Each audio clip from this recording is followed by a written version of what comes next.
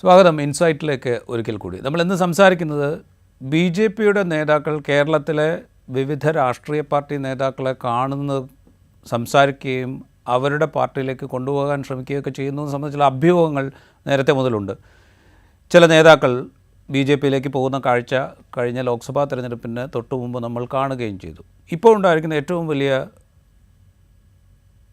തർക്കം C P എമ്മിൻ്റെ കേന്ദ്ര കമ്മിറ്റി മെമ്പറായ ഇ പി ജയരാജനെ പ്രകാശ് ജാവ്ദേക്കർ ചെന്ന് കണ്ടു എന്നുള്ളതാണ്. ഇത് സംബന്ധിച്ച് ഇത് തെരഞ്ഞെടുപ്പ് ദിവസം, വോട്ടിംഗ് ദിൻ്റെ ദിവസമാണ് ഇത് ഇ പി ജയരാജൻ തന്നെ സ്ഥിരീകരിക്കുന്നത്. അത് സംബന്ധിച്ച് മുഖ്യമന്ത്രി അന്ന് പ്രതികരിക്കുന്ന കാഴ്ചയും നമ്മൾ കണ്ടു. ഇത് സി പി എമ്മിൻ്റെ സംസ്ഥാന സെക്രട്ടേറിയറ്റ് കഴിഞ്ഞ ദിവസം ചർച്ച ചെയ്യുകയും ഇതൊരു നിഷ്കളങ്കമായ കൂടിക്കാഴ്ച മാത്രമായിരുന്നു, ഇതിൽ രാഷ്ട്രീയമൊന്നുമില്ല എന്ന് വിശദീകരിക്കുകയും ചെയ്തിട്ടുണ്ട്. ഈ വിഷയമാണ് നമ്മൾ ഇന്ന് സംസാരിച്ചുകൊണ്ടിരിക്കുന്നത്. ഈ ബി ജെ പി നേതാക്കളുടെ കൂടിക്കാഴ്ചയ്ക്ക് ഇടനിലക്കാരനായി നിന്ന് നേരത്തെ മുതൽ തന്നെ ദല്ലാൾ എന്ന പേരിൽ അറിയപ്പെടുന്ന ടി ജി നന്ദകുമാറിൻ്റെ സാന്നിധ്യവും ഇവിടെ വലിയ ചർച്ചാ വിഷയമായിട്ടുണ്ട്. നമുക്കൊപ്പം ഉള്ളത് മുതിർന്ന മാധ്യമപ്രവർത്തകനായ എം ജി രാധാകൃഷ്ണനാണ്. സ്വാഗതം ഇൻസൈറ്റിലേക്ക്. ഈ പറയുന്ന വിധത്തിൽ സി പി എമ്മിൻ്റെ സംസ്ഥാന സെക്രട്ടേറിയറ്റിൻ്റെ യോഗത്തിന് ശേഷം സംസ്ഥാന സെക്രട്ടറി വിശദീകരിച്ചതുപോലെ ഇതൊരു നിഷ്കളങ്കമായൊരു കൂടിക്കാഴ്ചയായിട്ട് അങ്ങനെ കാണണോ നമ്മൾ, അതോ ബി ജെ പി നടത്തിക്കൊണ്ടിരിക്കുന്ന കേരളത്തിലെ പല നേതാക്കളെയും ബി ജെ പിയിലേക്ക് അടുപ്പിക്കാനോ അങ്ങോട്ട് കൊണ്ടുവരാനോ അവർ നടത്തിക്കൊണ്ടിരിക്കുന്ന ഒരു ശ്രമങ്ങളുടെ തുടർച്ച ഇ പി ജയരാജനിലൂടെ നടത്താൻ അവർ ശ്രമിച്ചു, അങ്ങനെ കാണണോ നമ്മൾ? രാജീവ്, ഇതൊരു സാധാരണ രാഷ്ട്രീയ അല്ലെങ്കിൽ സാധാരണ സാഹചര്യങ്ങളിലാണെങ്കിൽ ഇതിലൊരു ഒരു കുറ്റവും കാണാനാവില്ല. രണ്ട് രാഷ്ട്രീയ നേതാക്കളുടെ അത് വിഭിന്നമായിട്ടുള്ള പിന്നെ എന്താ പറയുക, തലങ്ങളിൽ നിൽക്കുന്ന അല്ലെങ്കിൽ വിരുദ്ധ ധ്രുവങ്ങളിൽ നിൽക്കുന്ന രാഷ്ട്രീയ പ്രവർത്തകർ പോലും, രാഷ്ട്രീയ നേതാക്കൾ പോലും പരസ്പരം കാണുകയും ആശയവിനിമയം ഒക്കെ ചെയ്യുന്നത് വാസ്തവത്തിൽ ഒരു പക്വത ആർജിച്ച ആരോഗ്യകരമായിട്ടുള്ള ഒരു ജനാധിപത്യ വ്യവസ്ഥയുടെ ലക്ഷണമാണ്. അത് അങ്ങനെ വേണ്ടതാണ്, സംശയമില്ല. എല്ലാ രാഷ്ട്രീയ ഭിന്നതകൾക്കും അപ്പുറത്ത് ഒരു ബഹുകക്ഷി സമ്പ്രദായത്തിന്റെ ആരോഗ്യകരമായ നിലനിൽപ്പിന് ഇതൊക്കെ വളരെ ആവശ്യമാണ്. പക്ഷെ ഇവിടെ അതുകൊണ്ട് തന്നെ ഈ പറഞ്ഞ പോലെ പിന്നെ രണ്ടാമത്തെ കാര്യം അങ്ങനെ അല്ലാത്ത ഒരു കാലഘട്ടത്തിൽ പോലും, കാരണം അത്രയും പക്വത ആർജിക്കാത്ത ഒരു രാഷ്ട്രീയ സാഹചര്യത്തിൽ പോലും മറ്റൊരു രാഷ്ട്രീയ പാർട്ടിയുടെ വളരെ മുതിർന്ന നേതാവ് തന്റെ വീട്ടിലേക്ക് സന്ദർശിക്കുമ്പോൾ ഒരുപക്ഷെ മുൻകൂറായിട്ടുള്ള അറിയിപ്പൊന്നും ഇല്ലാതെ തന്നെ സന്ദർശിച്ചാൽ ആരെങ്കിലും ഒരു മിനിമം സാമാന്യമുള്ളവരാരെങ്കിലും ഇങ്ങനെ ഇറങ്ങിപ്പോകാൻ പറയുകയോ അല്ലെങ്കിൽ വാതിൽ ഇറക്കുകയോ ഒക്കെ ചെയ്യുമെന്ന് എനിക്ക് തോന്നുന്നില്ല. ഇപ്പൊ ജയരാജന്റെ വീട്ടിലല്ല, ഇപ്പൊ രമേശ് ചെന്നിത്തലയുടെയോ അല്ലെങ്കിൽ വി ഡി സതീഷിന്റെയോ വീട്ടിൽ കടന്നാലും, വീട്ടിൽ സന്ദർശിക്കാൻ വന്നാലും, ജനാധിപത്യത്തെ സന്ദർശിക്കാൻ വന്നാലും അവരോട് അദ്ദേഹത്തിന്റെ മുമ്പിൽ വാതിൽ കൂട്ടി അടയ്ക്കാനൊന്നും ആർക്കും കഴിയുന്ന കാര്യമല്ല. പക്ഷേ ഇവിടത്തെ ഒരു വ്യത്യസ്തമായിട്ടുള്ള ഒരു സാഹചര്യം ഉണ്ട് എന്നുള്ളത് കാണാതിരുന്നുകൂടാ. അത് ഈ പറഞ്ഞ പോലെ ബി ജെ പി പറഞ്ഞ പോലെ തന്നെ ബി ജെ പി അതിലേക്ക് വിവിധ രാഷ്ട്രീയ നേതാക്കളെ ആകർഷിക്കുകയും ഒക്കെ ചെയ്യുന്ന ദേശീയ തലത്തിൽ തന്നെ ശ്രമിച്ചുകൊണ്ടിരിക്കുകയും അത് പലയിടത്തും വളരെ വലിയ വിജയമാവുകയും കേരളത്തിലടക്കം ഇപ്പോൾ കെ ആന്റണിയും പത്മജ വേണുഗോപാലും അടക്കമുള്ള വളരെ പ്രധാനപ്പെട്ട കോൺഗ്രസ് നേതാക്കൾ തന്നെ അങ്ങോട്ട് പോവുകയും ഒക്കെ ചെയ്യുന്ന ഒരു സാഹചര്യത്തിൽ അതിനെ നിശിതമായി വിമർശിച്ചുകൊണ്ടിരിക്കുന്ന ഒരു രാഷ്ട്രീയ പ്രസ്ഥാനം എന്ന നിലയ്ക്ക് ഇടതുപക്ഷത്തിൽ നിന്ന് ഒരാളെ കാണാൻ ജാവ്ദേക്കർ, ഒരു പ്രധാനപ്പെട്ട ആളിനെ കാണാൻ ജാവ്ദേക്കർ വരുമ്പോൾ അതെന്തിനാണ് എന്നുള്ളത് സംബന്ധിച്ച സംശയങ്ങളും പിന്നെ ഊഹാപോഹങ്ങളും വ്യാഖ്യാനങ്ങളും ഒക്കെ സംഭവിക്കുന്നത് സ്വാഭാവികമാണ്. അപ്പോൾ തീർച്ചയായിട്ടും അത് ഒരു കാര്യം. രണ്ടാമത്തെ കാര്യം, ഇതിലിപ്പോ ഇദ്ദേഹം പറഞ്ഞതുപോലെ, നമ്മുടെ മുഖ്യമന്ത്രി പറഞ്ഞതുപോലെ ഇതിൽ വളരെ ഒരു നിഗൂഢമായതോ അല്ലെങ്കിൽ പിന്നെ വിശദീകരിക്കാൻ വിഷമമുള്ള ഒരു കാര്യം, ഈ കൂടെ വന്ന ഈ ദല്ലാൾ എന്ന് വിളിക്കുന്ന സ്വയം പ്രഖ്യാപിത രാഷ്ട്രീയ ദല്ലാൾ ആയിട്ടുള്ള ടി ജി നന്ദകുമാർ എന്നുള്ളത് കേരളത്തിലെ പല അനാരോഗ്യകരമായ രാഷ്ട്രീയ സംഭവ വികാസങ്ങളുമായി ബന്ധപ്പെട്ട ആളാണെന്ന് എല്ലാവർക്കും അറിയാവുന്ന ഒരു വ്യക്തി ഒരു സുഹൃത്ത് എന്ന മട്ടിൽ സന്ദർശിക്കുമ്പോൾ അതും വളരെയധികം സംശയങ്ങൾക്കും വ്യാഖ്യാനങ്ങൾക്കും ഇടവരുത്തുന്നതാണ്. മൂന്നാമത്തെ കാര്യം, ഇ പി ജയരാജൻ തന്നെ ഇതിനകം ഒരുപാട് വിവാദങ്ങളിൽപ്പെട്ട് രാഷ്ട്രീയ സ്വന്തം പാർട്ടിയെയും പ്രസ്ഥാനത്തെയും ഒക്കെ വലിയ പിന്നെ വിഷമത്തിലാക്കിയിട്ടുള്ള ആളാണ്. അത് അദ്ദേഹത്തിന്റെ ഈ ദേശാഭിമാനി കാലഘട്ടത്തിൽ അദ്ദേഹം സ്വീകരിച്ച ബോണ്ടുകളുടെ കാര്യം, പരസ്യത്തിന്റെ കാര്യം, അത് കഴിഞ്ഞ് മന്ത്രിയായിരിക്കുമ്പോൾ നടത്തിയ ഒരു സ്വജനപക്ഷപാതം സംബന്ധിച്ച് അദ്ദേഹത്തിന്റെ മന്ത്രിസ്ഥാനം തന്നെ നഷ്ടപ്പെട്ടു. പരിസ്ഥിതിക്ക് വളരെ ഹാനികരമാകും എന്ന് കണ്ടെത്തിയിരിക്കുന്ന ഒരു ടൂറിസം പദ്ധതിയുമായി അദ്ദേഹത്തിനുണ്ടായ ബന്ധം, അത് പിന്നീട് അത് BJPയുടെ നേതാവുമായിട്ട് ബന്ധപ്പെട്ട ഒരു സ്ഥാപനത്തിൽ ഇങ്ങനെ CPM-നെ പല തരത്തിലും അദ്ദേഹത്തിന്റെ ദീർഘകാലത്തെ അദ്ദേഹത്തിന്റെ പാർട്ടി സേവനങ്ങൾക്കും ത്യാഗങ്ങൾക്കും ഒക്കെ അപ്പുറത്ത് ഇങ്ങനത്തെ പല പ്രശ്നങ്ങളുമുണ്ട്. ഇതെല്ലാം ഇരിക്കെ ഈ സന്ദർശനം നിഷ്കളങ്കമായ സന്ദർശനമാണെന്നോ അതൊരു സാധാരണ തരത്തിലുള്ള ഒരു കൂടിക്കാഴ്ച മാത്രമാണ് എന്ന് വിശ്വസിക്കാൻ വലിയ ബുദ്ധിമുട്ടുണ്ട്. അതുകൊണ്ട് തന്നെ അതിലെ CPM സ്വീകരിച്ച നിലപാട് ഒട്ടും അതിന്റെ വിശദീകരണം ഒട്ടും തൃപ്തികരമല്ല. കേരളത്തിൽ അറിയേണ്ട കാര്യങ്ങൾ അറിയിച്ചിട്ടില്ല എന്നാണ് എനിക്ക് തോന്നുന്നത്. ഇപ്പം നമ്മളിത് പറയുമ്പോൾ ഇപ്പോൾ ഈ ജാവദേക്കറെ അങ്ങോട്ട് EP ജയരാജൻ്റെ വീട്ടിലേക്ക് കൊണ്ടുപോയിരിക്കുന്നത് ഈ TG നന്ദകുമാർ എന്ന് പറയുന്ന ആളാണ് എന്ന് അദ്ദേഹം പറയുന്നു. അത് ഏതാണ്ട് EP ജയരാജനും സമ്മതിക്കുന്നത്. ഈ പറയുന്ന വ്യക്തി ഈ കഴിഞ്ഞ ലോക്സഭാ തെരഞ്ഞെടുപ്പിനെതിരിൽ പല സ്ഥാനാർത്ഥികളുമായി ബന്ധപ്പെട്ടും പല രാഷ്ട്രീയ പാർട്ടികളുമായി ബന്ധപ്പെട്ടും പല കാര്യങ്ങളും പറയുന്ന കാഴ്ച നമ്മൾ കണ്ടു. അപ്പോൾ ഈ പറയുന്ന വ്യക്തിക്ക് ഈ പറയുന്ന രാഷ്ട്രീയ മണ്ഡലങ്ങളിലൊക്കെ നമ്മൾ പ്രതീക്ഷിക്കുന്നതിലും അപ്പുറത്തുള്ളൊരു സ്വാധീനം, അല്ലെങ്കിൽ ഈ നേതാക്കളുമായിട്ടൊക്കെ നമ്മൾ പ്രതീക്ഷിക്കുന്നതിൽ അപ്പുറമുള്ളൊരു സ്വാധീനമുണ്ട് എന്ന് നമ്മൾ മനസ്സിലാക്കണോ? ഇപ്പോൾ സോളാർ കേസിൽ ഇദ്ദേഹത്തിൻ്റെ പേര് പരാമർശിക്കുന്നത് കേട്ടു. ഇപ്പോൾ അനിൽ ആൻ്റണിയുമായി ബന്ധപ്പെട്ട കുറേ ആരോപണങ്ങൾ അദ്ദേഹം ഉന്നയിക്കുന്നത് കേട്ടു. നേരത്തെ അനിൽ ആൻ്റണിയുമായി അദ്ദേഹത്തിന് ബന്ധമുണ്ടായിരുന്നു എന്ന് അദ്ദേഹം പറയുന്നത് കേട്ടു. ശോഭാ സുരേന്ദ്രനുമായി ബന്ധപ്പെട്ട കുറേ കാര്യങ്ങൾ പറയുന്നത് കേട്ടു. EP ജയരാജനുമായി ബന്ധപ്പെട്ട, മുഖ്യമന്ത്രി പിണറായി വിജയനുമായി ബന്ധപ്പെട്ട കുറേ കാര്യങ്ങൾ. ഇതൊരു ഇപ്പോൾ ആദ്യമായിട്ട് അധികാരത്തിൽ വരുമ്പോൾ മുഖ്യമന്ത്രി പിണറായി വിജയൻ പറഞ്ഞൊരു വാക്കുണ്ട്, എന്നെ ചാരി ചില അവതാരങ്ങൾ വരാൻ സാധ്യതയുണ്ട് എന്ന് അദ്ദേഹം പറഞ്ഞത് നമ്മുടെ ഓർമ്മയിലുണ്ട്. അതുപോലൊരു പല രാഷ്ട്രീയ സംവിധാനങ്ങളും പല നേതാക്കളുമായി ബന്ധപ്പെട്ടുള്ളൊരു അവതാരമായിട്ട് ആണോ ഈ TG നന്ദകുമാർ എന്നുള്ള വ്യക്തി നമ്മുടെ മുമ്പിൽ, അതോ വെറുതെ ഇങ്ങനെ കുറേ കാര്യങ്ങൾ പറയുന്നു എന്നാണോ? അല്ല, അദ്ദേഹം പറയുന്ന അവകാശവാദങ്ങളെല്ലാം മുഖവിലേക്ക് എടുക്കാതിരുന്നാൽ പോലും അതൊന്നും പലതും തെളിയിക്കപ്പെടേണ്ടതുണ്ടെങ്കിലും ഒരു കാര്യത്തിൽ സംശയമില്ല, അദ്ദേഹം പറയുന്നതിന്റെ ഒരു വലിയ പരിധി വരെ വന്നത് സത്യമാണ്. ഇപ്പൊ ഇതിനകത്ത് അദ്ദേഹം ആരോപണങ്ങൾ ഉന്നയിച്ച ആൾക്കാരെല്ലാം അതിൽ ചിലപ്പോൾ ഒരുപക്ഷെ അസത്യങ്ങളാവാം, അത് അത്രയും ശരിയാണോ എന്നുള്ളത് ആവാം. പക്ഷേ ഒരു കാര്യം ഉറപ്പാണ്, ഇവരുമായിട്ടെല്ലാം ഒരു തരത്തിലുള്ള സൗഹൃദം സ്ഥാപിച്ചിരുന്ന ഒരാളാണ് അദ്ദേഹം. നമ്മൾ സംശയമില്ല. ലാൻഡിന്റെ കാര്യത്തിലും ശോഭാ സുരേന്ദ്രന്റെ കാര്യത്തിലും ഇപ്പോ ജയരാജന്റെ സൗഹൃദത്തിന്റെ 30 തെളിവുകളെല്ലാം പുറത്തു വന്നതാണ്. പിണറായി വിജയനെതിരെ അദ്ദേഹം പറയുന്ന ആരോപണത്തിന്റെ നിലയിലേ ഇപ്പോൾ ഉള്ളൂ. അത് നമുക്കറിയില്ല അങ്ങനെ ഒരു ബന്ധം ഉണ്ടായിരുന്നത്. പക്ഷെ മറ്റു 3 പേരുടെയും കാര്യത്തിൽ അങ്ങനെയല്ല. അദ്ദേഹവുമായി ബന്ധപ്പെട്ടിരുന്നു. ഇതിനു മുമ്പൊരിക്കൽ VS അച്യുതാനന്ദന്റെ കാലത്തും ഇതുപോലെയുള്ള ചില, ചുരുക്കത്തിൽ ഈ പറഞ്ഞ പോലെ അദ്ദേഹം ഒട്ടും അഭിലഷണീയമായിട്ടുള്ള രാഷ്ട്രീയ ബന്ധങ്ങളും അല്ലെങ്കിൽ നിലപാടുകളും ഉള്ള ആളല്ല എന്നുള്ളതിനെ പറ്റി ഒരു സംശയമില്ല. അത് അദ്ദേഹം തന്നെ പ്രഖ്യാപിച്ചിരിക്കുന്നതാണ്. അദ്ദേഹത്തിന്റെ പ്രധാന പണി ഇങ്ങനെ ഇടനിലക്കാരായി സഹായം തേടുക, പലതരത്തിലുള്ള ഒട്ടും ശരിയല്ല എന്ന് സാമാന്യമായിട്ട് സമൂഹം കരുതുന്ന വഴികളിലൂടെ തന്നെ സഞ്ചരിക്കുന്ന ആളാണ്, സ്വയം പ്രഖ്യാപിച്ചിട്ടുള്ള ആളാണ്.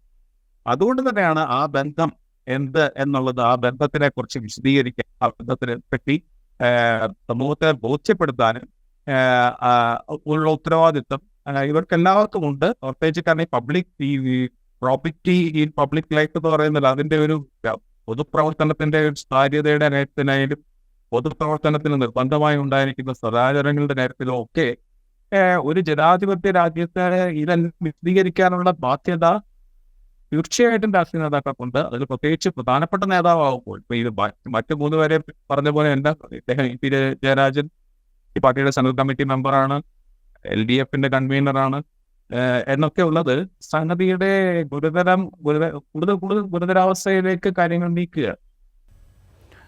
നമ്മളിപ്പോൾ ഈ പ്രകാശ് ജാവദേക്കറുടെ സന്ദർശനം എടുത്തു കഴിഞ്ഞാൽ ഇത് വെറുതെ അങ്ങോട്ട് സന്ദർശിക്കുക, പല നേതാക്കളെക്കുറിച്ചും ഇതുപോലുള്ള സന്ദർശന വിവാദങ്ങൾ ഉണ്ടാക്കുക, സന്ദർശനത്തിലൂടെ അവരെ ബി ജെ പിയിലേക്ക് കൊണ്ടുവരാൻ ശ്രമിക്കുകയാണെന്ന് തോന്നലുണ്ടാക്കുക, ഇவ்விധത്തിലൊരു സ്ട്രാറ്റജി ബി ജെ പി രൂപീകരിച്ചിട്ട് ഇപ്പോൾ കെ സുധാകരനുമായി ബന്ധപ്പെട്ട് അദ്ദേഹം ബി ജെ പിയിലേക്ക് പോകാൻ പോകുന്നു എന്നുള്ള ആക്ഷേപം കുറേ കാലങ്ങളായിട്ട് കേൾക്കുന്നുണ്ട്. കോൺഗ്രസ്സിലെ മറ്റു പല നേതാക്കളെക്കുറിച്ച് കേട്ടുകൊണ്ടിരിക്കുന്നുണ്ട്. CPM നേതാക്കൾ അത് ഉയർത്തിക്കൊണ്ടുവരാൻ ശ്രമിക്കുന്നുണ്ട്. എപ്പോൾ വേണമെങ്കിൽ ബി ജെ പിയിലേക്ക് പോകാൻ പാകത്തിലാണ് KPCC പ്രസിഡന്റ് എന്ന് CPM നേതാക്കൾ ആരോപിക്കുന്ന കാഴ്ച നമ്മളിപ്പോൾ കേൾക്കുന്നുണ്ട്. ഇപ്പോൾ തിരിച്ച് തെരഞ്ഞെടുപ്പ് കാലത്ത് S രാജേന്ദ്രൻ, മുൻ ദേവികുളം MLA, അദ്ദേഹം പ്രകാശ് ജാവ്ദേക്കറെ ഡൽഹിയിൽ പോയി കാണുന്ന കാഴ്ച നമ്മൾ കണ്ടു. ഇപ്പോൾ EP ജയരാജൻ്റെ വന്നു. അപ്പോൾ രണ്ട് പക്ഷവും കേരളത്തിലെ ഇടത് ഐക്യമുന്നണികൾ അവരുടെ നേതാക്കളെ ഇതാ ബി ജെ പിയിലേക്ക് പോകുന്നു എന്ന് പരസ്പരം ആക്ഷേപിച്ചുകൊണ്ട് ബി ജെ പിക്ക് ഒരു ഇല്ലാത്ത സ്പേസ് ഉണ്ടാക്കി കൊടുക്കുന്നുണ്ടോ അവിടെ? ഉറപ്പായിട്ടും അത് ഈ കേരളത്തിലെ രാഷ്ട്രീയ സാമൂഹ്യ ചരിത്രത്തിന്റെയും പാരമ്പര്യത്തെ കുറിച്ചൊക്കെ നമുക്ക് അഭിമാനം ഉണ്ടായിരുന്ന ഒരുപാട് ഘടകങ്ങളുണ്ട്. അതിലൊന്നാണ് ഇങ്ങനെയുള്ള ഈ വടക്കേ ഇന്ത്യയിൽ രാഷ്ട്രീയത്തിൽ കണ്ട ഒരു ആയാറാം ഗയാറാം എന്ന് പറയുന്ന അവസരവാദ രാഷ്ട്രീയത്തിന്റെ ഒരു പിന്നെ സാന്നിധ്യം കേരളത്തിലെ രാഷ്ട്രീയത്തിൽ ഒട്ടും ഉണ്ടായിരുന്നില്ല. അല്ലെങ്കിൽ വളരെ ചെറുതായിട്ട് ഇപ്പൊ ചില പറഞ്ഞ പോലെ ആദ്യകാലം മുതലുണ്ടായിരുന്നു. 1957 സർക്കാരിന്റെ പോലും ചാക്രികപിടുത്തത്തിന്റെ ഒക്കെ കഥകൾ ആ സമയത്തുണ്ട്. ഒരു കാരണം 5 സ്വതന്ത്രരുടെ പിന്തുണയോടുകൂടി മാത്രം തന്നെ ഇടതുപക്ഷ സർക്കാരിനെ മറയ്ക്കാൻ വേണ്ടി ശ്രമങ്ങൾ നടന്നു. അതൊക്കെ പക്ഷെ വളരെ മിനിമം ആയിരുന്നു. നമുക്ക് താരതമ്യേന നമ്മൾ അങ്ങനെയല്ലേ കാണാൻ പറ്റുള്ളൂ. അപ്പൊ അത് ഇന്ത്യൻ രാഷ്ട്രീയത്തിൽ, അത് കേരളത്തിന് പുറത്തുള്ള അവര് പോലും അംഗീകരിക്കുകയും ബഹുമാനിക്കുകയും ചെയ്തിരുന്ന, ആദരിക്കുകയും ചെയ്തിരുന്ന ഒരു പാരമ്പര്യമാണ്. അപ്പൊ ഇപ്പൊ നമ്മൾ കാണുന്നത് ഇന്ത്യ മുഴുവൻ മിക്കവാറും എല്ലാ പാർട്ടികളിൽ നിന്നും ഈ കാണുന്ന ഈ ഒരു ഒഴുക്ക് അധികാരത്തിൽ വേണ്ടി മാത്രം, യാതൊരു മൂല്യങ്ങളുമില്ലാത്ത ഒരു രാഷ്ട്രീയ പാർട്ടിയിൽ നിന്ന് മറ്റൊരു പാർട്ടിയിലേക്ക്, ഒരു മതത്തിൽ നിന്ന് മറ്റൊരു മതത്തിലേക്ക് പോകാനുള്ള സർവ്വ സ്വാതന്ത്ര്യവും ഉണ്ടായിരിക്കേണ്ട ഒരു വ്യവസ്ഥയാണ് ജനാധിപത്യത്തിൽ. കാരണം അവർക്ക് നിലപാടുകൾ ബോധ്യപ്പെട്ടതാണ്. പക്ഷെ ഇത് നമുക്ക് വളരെ വ്യക്തമായിട്ട് കാണാം, ഇത് അധികാരത്തിന്റെയാണ്, അല്ലെങ്കിൽ ഇപ്പൊ ചെന്നുപെട്ടിരിക്കുന്ന ഒരു കുടുംബത്തിൽ നിന്ന് രക്ഷപ്പെടാൻ അധികാരത്തിന്റെ സഹായം തേടാൻ വേണ്ടി മാത്രമാണ് ഇവരൊക്കെ ചെയ്യുന്നതെന്നറിയാം. അപ്പൊ അത് കേരളത്തിലേക്കും കടന്നു വന്നിരിക്കുന്നു. കേരളത്തിലെ പ്രധാനപ്പെട്ട രാഷ്ട്രീയ നേതാക്കൾ പോലും അതിന് ചൂട്ടുപിടിക്കുകയോ അതിന് വിധേയരാവുകയോ അല്ലെങ്കിൽ ഒക്കെ ചെയ്യുന്നു എന്നുള്ളത് കേരള രാഷ്ട്രീയം തന്നെ വീണ്ടും ഈ ഉത്തരേന്ത്യൻ രാഷ്ട്രീയത്തിന്റെ പോലെ അല്ലെങ്കിൽ മറ്റു സ്ഥലങ്ങളിലെ രാഷ്ട്രീയത്തിന്റെ പോലെയുള്ള മലീമസമായിട്ടുള്ള ഒരു ഇരുണ്ട വഴിയിലേക്ക് കാലെടുത്ത് വെക്കുന്നു എന്നുള്ളതാണ് മലയാളി എന്ന നിലയിൽ നമ്മളെ ഏറ്റവും കൂടുതൽ ആശങ്കപ്പെടുത്തേണ്ടത് എന്നാണ്. അതിൻ്റെ തുടർച്ചയായിട്ടാണ് ഞാൻ ചോദിക്കുന്നത്. അപ്പോൾ ഈ ബി ജെ പിക്ക് ഒരു സ്പേസ്, അതായത് പല രാഷ്ട്രീയ നേതാക്കളും ഇങ്ങോട്ട് വരാൻ സന്നദ്ധരായി നിൽക്കുന്നവരാണ് എന്നുള്ളൊരു തോന്നൽ ക്രിയേറ്റ് ചെയ്യാൻ, ആ തോന്നലിനെ സാധൂകരിക്കുന്ന വിധത്തിൽ നമ്മളുടെ ഈ പറയുന്ന രണ്ട് പ്രധാനപ്പെട്ട രാഷ്ട്രീയ പാർട്ടികളിലെ നേതാക്കൾ സംസാരിക്കുന്ന ഒരു അന്തരീക്ഷം അത് ഉണ്ടാക്കി കൊടുക്കുന്നുണ്ട്. തീർച്ചയായിട്ടും. അതിപ്പോ ഇതില്ലെങ്കിൽ തന്നെ ബി ജെ പി നമ്മുടെ ഈ ഒരു ഇരുത്തുവ രാഷ്ട്രീയ വ്യവസ്ഥയുടെ ഏതാണ്ട് അവസാന നാളുകളിലേക്ക് എത്തുന്ന ഒരു സമയമാണ് നമ്മൾ പല കാരണങ്ങളാലും. അപ്പോൾ അങ്ങനെയുള്ള ഒരു സമൂഹത്തിലുണ്ടായിരിക്കുന്ന ഒരു മാറ്റമുണ്ട്. അപ്പോൾ ഈ സമൂഹത്തിലുണ്ടായിരിക്കുന്ന ഈ മാറ്റത്തിന്റെ ഒരു സിംറ്റമാണ്, അല്ലെങ്കിൽ അതിൻ്റെ ഒരു പ്രകടന രൂപമാണ് പലപ്പോഴും രാഷ്ട്രീയ നേതാക്കൾ കാണുന്നത്. അപ്പോൾ തീർച്ചയായിട്ടും ഈ ഒരു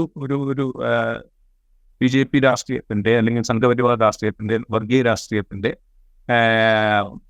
അമിതാധികാര രാഷ്ട്രീയത്തിന്റെ ഒക്കെ വഴിയിലേക്ക് നമ്മൾ വന്നു തുടങ്ങുന്നു എന്നുള്ളതിനെ പറ്റി വളരെ കൃത്യമായ തെളിവാണ് ഈ രാഷ്ട്രീയ പാർട്ടികൾക്ക് പോലും അതിനൊരു മടിയില്ലാതെ ഈ ഒരു ലെവലിലേക്ക് പോകുന്നത് എന്നുള്ള സംശയമില്ല. അപ്പോൾ സ്പേസ് ഉണ്ടാക്കി കൊടുക്കുന്നത് അല്ലെങ്കിൽ സ്പേസ് ഉണ്ടായി വരുന്നതിന് ഒരു സഹായം, ഒരു പ്രധാനപ്പെട്ട ഒരു കൈ സഹായം കൂടിയാണ് ഇവരെല്ലാം ചെയ്യുന്നത് എന്നുള്ളതിനെ പറ്റി ഒരു സംശയമില്ല. പിന്നെ ഇതൊരു അനിവാര്യമായ രാഷ്ട്രീയ പ്രക്രിയയുടെ ഭാഗമാണ് എന്ന് പോലും തോന്നുന്നുണ്ട്. കാരണം തീർച്ചയായിട്ടും ചെറുത്തുനിൽപ്പ് നടത്താൻ ഏറ്റവും ബാധ്യതയുള്ള രാഷ്ട്രീയ പ്രസ്ഥാനം, ഇടതുപക്ഷ രാഷ്ട്രീയ പ്രസ്ഥാനം അല്ലെങ്കിൽ മതനിരപേക്ഷ രാഷ്ട്രീയ പ്രസ്ഥാനം, അവിടെയാണ് ഈ ഒരു വലിയ മാറ്റവും ഈ അപകടകരമായിട്ടുള്ള മാറ്റത്തിന്റെ മണി മുഴങ്ങുന്നത് എന്നുള്ളത് ഒരുപക്ഷെ കാലത്തിന്റെ ചുവരെഴുത്താവാം. അതാണ് കാണുന്നത്, സംശയം. അതിപ്പോൾ ഉത്തരേന്ത്യൻ രാഷ്ട്രീയത്തെക്കുറിച്ച് പറഞ്ഞപ്പോൾ ഉത്തരേന്ത്യയിലെ പല നേതാക്കളെയും ബി ജെ പിയിലേക്ക് കൊണ്ടുപോവുകയോ അല്ലെങ്കിൽ അവരുടെ പാർട്ടിയെ സഖ്യകക്ഷിയാക്കുകയോ ഒക്കെ ചെയ്യുന്നത് പല കേസുകളുമായി ബന്ധപ്പെട്ട് അല്ലെങ്കിൽ കേന്ദ്ര ഏജൻസികളെ ഉപയോഗിച്ചിട്ടൊക്കെയാണ്. അതിൽ ചില ആളുകളുടെ കേസുകളൊക്കെ മുന്നണി മാറ്റത്തിൻ്റെയോ അല്ലെങ്കിൽ പാർട്ടി മാറ്റത്തിൻ്റെയോ തൊട്ട് പിന്നാലെ ഇല്ലാതാവുന്ന കാഴ്ച നമ്മൾ കാണുന്നുണ്ട്. ഇപ്പോൾ പ്രഫുൽ പട്ടേലിൻ്റെ കേസ് ഇല്ലാതായത് നമ്മുടെ മുമ്പിലുണ്ട്. അങ്ങനെ പല നേതാക്കളുടെ ഉണ്ട്. ഇവിടെയും ഈ സംഭാഷണത്തിലും സമാനമായ ചില കാര്യങ്ങൾ ഉയർന്നു വരുന്നുണ്ട്. ഇപ്പോൾ സ്വർണ്ണക്കടത്ത് കേസ് അല്ലെങ്കിൽ ലാവ്ലിൻ കേസ്, ഇങ്ങനെയുള്ള ചില കേസുകൾ ഒത്തുതീർപ്പാക്കി കൊടുക്കാനുള്ള നിർദ്ദേശങ്ങൾ മുന്നോട്ട് വയ്ക്കപ്പെട്ടു എന്നൊക്കെ പറയുന്നുണ്ട്. അതായത് ഇതുപോലെയുള്ള ഡീലാണ് കേരളത്തിലും വേണ്ടത്, അല്ലെങ്കിൽ അതിന് മടിക്കേണ്ട ഒരു സാഹചര്യം കേരളത്തിൽ ഇപ്പോൾ ഇല്ല എന്നൊരു തിരിച്ചറിവിലേക്ക് BJP എത്തിയതിൻ്റെ സൂചനയാണോ ഇതൊക്കെ? തീർച്ചയായിട്ടും. കാരണം ഒന്നുകിൽ നിങ്ങൾക്ക് അധികാരത്തിന്റെ പ്രത്യക്ഷമായിട്ടുള്ള ഫലങ്ങൾ അപ്പോൾ കർശനം നൽകുക, അല്ലെങ്കിൽ നിങ്ങൾക്ക് അധികാരത്തിന്റെ സൗകര്യം ഉപയോഗിച്ച് നിങ്ങളുടെ കുഴപ്പങ്ങൾ നിങ്ങളെ രക്ഷിക്കുക എന്നുള്ളതൊക്കെയാണ് ഈ പറഞ്ഞ പോലെ രാഷ്ട്രീയത്തിലെ അവസരവാദ രാഷ്ട്രീയത്തിന്റെ ഏറ്റവും പ്രധാനപ്പെട്ട മാർഗങ്ങൾ. അപ്പോൾ അതിന് ഒന്നുകിൽ അത് ഈ പറഞ്ഞ പോലെ ചില പാർട്ടിക്കുള്ളിൽ സംതൃപ്തരായി നിൽക്കുന്ന അവരാണ്. പത്മജ കോൺഗ്രസിനെ പറ്റി ഒരുപാട് പരാതി പറഞ്ഞു. EP ജയരാജനെ കുറിച്ച് ചില പറയുന്നത് അദ്ദേഹത്തിന് വേണ്ട പരിഗണന കിട്ടിയില്ല എന്നുള്ള ഒരു പരിഭവം ഉണ്ടെന്നൊക്കെ. അപ്പം അതിലെല്ലാം പിന്നെ നേരത്തെ പറഞ്ഞ പോലെ ലാവ്ലിൻ കേസിന്റെ കാര്യത്തിൽ ഇന്നലെ ഇയാൾ പറഞ്ഞത് ശരിയാണോ എന്നുള്ളതിനെ പറ്റി നമ്മുടെ മുമ്പിൽ തെളിവുകളൊന്നുമില്ല. കാരണം ഇവരെല്ലാവരും ഒരുപാട് അവകാശവാദങ്ങളും മറ്റുമാണ് ഉന്നയിക്കുന്നത്. പക്ഷേ ഇവർ പറഞ്ഞ പലതും ഏതാണ്ട് പകുതി വഴിക്കെങ്കിലും ഇതിനകം ശരിയായി കാണുന്നത് കൊണ്ട് ഇതിലൊക്കെ ഇതൊക്കെ ശരിയായി കൂടാനൊന്നുമില്ല.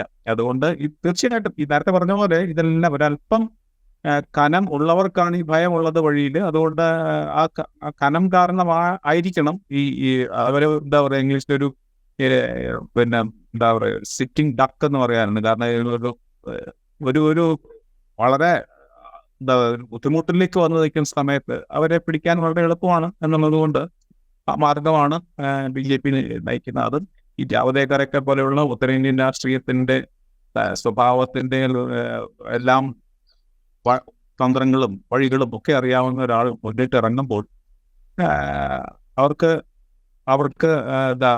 പ്രവേശിക്കാവുന്ന ഒരു ഇടമായി നമ്മുടെ നാട് മാറുന്നു എന്നുള്ളതാണ് അവിടെ കാണുന്നത്. CPM-നെ സംബന്ധിച്ച് എത്രത്തോളം വലിയ ബുദ്ധിമുട്ടുണ്ടാക്കുന്ന ഒരു കാര്യമാണ്. കാരണം ഇപ്പോൾ കോൺഗ്രസിൽ നിന്ന് നേതാക്കൾ പോകുന്ന, അല്ലെങ്കിൽ കോൺഗ്രസിലെ നേതാക്കളുമായിട്ട് BJP നേതാക്കൾ സംസാരിക്കുന്നതിനെക്കുറിച്ച് ഇടതുപക്ഷത്തു നിന്നുള്ള പ്രധാനപ്പെട്ട വിമർശനം എന്ന് പറയുന്നത് പ്രത്യയശാസ്ത്ര അടിത്തറയില്ലാത്ത നേതാക്കളായതുകൊണ്ടാണ് വളരെ പെട്ടെന്ന് BJP-യിലേക്ക് സ്വിച്ച് ചെയ്യാൻ അവർക്ക് സാധിക്കുന്നത്, അല്ലെങ്കിൽ BJP-കാർക്ക് നേരിട്ട് വന്ന് ഇടപഴകാൻ സാധിക്കുന്നത് എന്നൊക്കെ വിമർശിക്കാറുണ്ട്. പക്ഷെ അതേ ആളുകൾ CPM-ൻ്റെ നേതാക്കളുമായിട്ടും വളരെ അടുത്ത സൗഹൃദം പുലർത്തുകയും ഒരു പക്ഷേ അവിടേക്ക് ക്ഷണിക്കാൻ പോലും മടിക്കാതിരിക്കുകയും ചെയ്യുന്നൊരു സാഹചര്യം, അത് CPM-നെ സംബന്ധിച്ച് എത്രത്തോളം ആശങ്കാജനകമാണ്? അത് ആ അർത്ഥത്തിൽ ആ പാർട്ടി ഉൾക്കൊള്ളുന്നുണ്ട് എന്ന് തോന്നുന്നുണ്ടോ? ഉൾക്കൊള്ളുന്നില്ലെന്നാണ് എനിക്ക് തോന്നുന്നത്. അതുകൊണ്ട് തന്നെ ഈ ജയരാജൻ വാസ്തവത്തിലൊരു ആഴത്തിലുള്ള പ്രസ്ഥാനത്തിൽ ആഴത്തിൽ ഉണ്ടായിരിക്കുന്ന ഒരു രോഗത്തിന്റെ ലക്ഷണം മാത്രമാണോ എന്ന് സംശയിക്കാതിരിക്കാൻ കഴിയില്ല. കാരണം പ്രത്യയശാസ്ത്രങ്ങളുടെയും രാഷ്ട്രീയമായിട്ടുള്ള നിലപാടുകളുടെയും ഒക്കെ ഒരു വലിയ ചോർച്ച നേരിടുന്ന ഒരു കാലമാണ്. കാരണം അതെല്ലാം സംബന്ധിച്ച പല കാരണങ്ങൾ കൊണ്ടും അതിന് പ്രത്യയശാസ്ത്രത്തിന്റെ തന്നെ ദോഷമുണ്ടാവാം, അല്ലെങ്കിൽ കൈകാര്യം ചെയ്യുന്നവരുടെ ഉണ്ടാവും, അല്ലെങ്കിൽ പൊതുവെ പൊതുസമൂഹത്തിൽ വരുന്ന പുതിയ മാറ്റങ്ങളുടെ, ലോകമാകെ വരുന്ന മാറ്റങ്ങളുടെ ഭാഗം കൂടെയാണ്. കാരണം ഇതൊക്കെ നമ്മൾ കാണുന്നത് വാസ്തവത്തിൽ അതുകൂടെ നോക്കണം. കാരണം ഇത് ലോകം മുഴുവൻ ഇത് കാണുന്ന ഒരു ട്രെൻഡാണ്. അതുകൊണ്ട് ഇതിൽ നിന്ന് നമ്മൾ ഒഴിഞ്ഞു നിൽക്കണം, അല്ലെങ്കിൽ അതുകൊണ്ട് നമ്മൾ അതൊരു ന്യായീകരണമാണെന്നല്ല പറയുന്നത്. പക്ഷേ CPM-ന്റെ ഉള്ളിൽ തന്നെയുള്ള ഇങ്ങനെയുള്ള സ്ഥിതികൾ ഒരു ഉള്ളിൽ വരുന്ന ചില ഒരു ജീർണതയുടെയോ ഒക്കെ ലക്ഷണം തന്നെയാണത്. അതുകൊണ്ട് തന്നെയാണ് ഇത് സംബന്ധിച്ച് നല്ല നിലപാട് വാസ്തവത്തിൽ പിണറായി വിജയൻ ആദ്യം സ്വീകരിച്ചത് നിലപാടായിരുന്നു.